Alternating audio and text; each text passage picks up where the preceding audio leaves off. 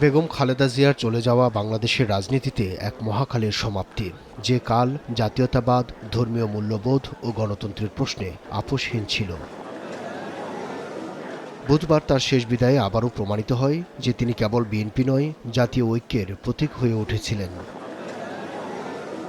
শোকের মধ্যেই সামনে নিদারুণ বাস্তবতা। পরীক্ষিত রাজনৈতিক ছায়া হারানোর পর কেমন হবে বিএনপির নেতৃত্ব?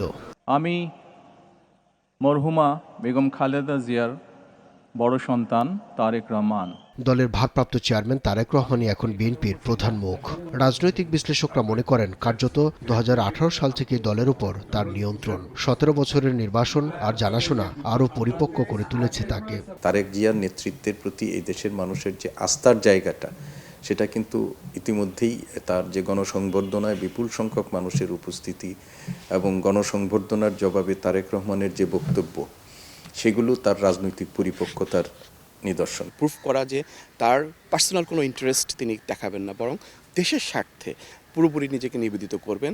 কোনো ধরনের করাপশন যাতে তার সাথে কোনোভাবে অ্যাফিলিয়েটেড না হয়। দলের অভ্যন্তরীণ শৃঙ্খলা, কূটনৈতিক টানাপোড়েন এবং শহীদ জিয়া ও বেগম জিয়ার নীতির ধারাবাহিকতা ধরে রাখার পাশাপাশি সামনের নির্বাচন তারেক রহমানের জন্য কঠিন পরীক্ষা বলেও মনে করেন তারা। তারেক রহমানের জন্য বড় লিগ্যাসি হচ্ছে যে এই নেতৃত্বে যে ধারাটা জিয়াউর রহমান এবং বেগম খালেদা জিয়ার যে নেতৃত্বে যে ধারাটা সেটাকে অক্ষুণ্ণ রাখা এবং সেটাকে অক্ষুণ্ণ রেখে বাংলাদেশকে একটা স্বাধীন সার্বভৌম রাষ্ট্র হিসেবে প্রতিষ্ঠা করা। রাজনৈতিক উত্তরাধিকারের যে তার অভিজ্ঞতা, এর সাথে দীর্ঘদিন তিনি বিদেশে থেকেছেন, নানা রকমের বলবো যে সংকট সম্ভাবনার মধ্যে দিয়ে তিনি গেছেন এবং এর মধ্য দিয়ে যে তিনি অভিজ্ঞতাটা অর্জন করেছেন, সেই অভিজ্ঞতাটাকে কাজে লাগিয়ে আমরা আশা করি যে তিনি দলকে সংগঠিত করে রাখতে পারবেন। আবেগ নয়, বাস্তবভিত্তিক রাজনীতি তারেক রহমানকে অনন্য উচ্চতায় নিয়ে যেতে পারে বলে মত বিশ্লেষকদের।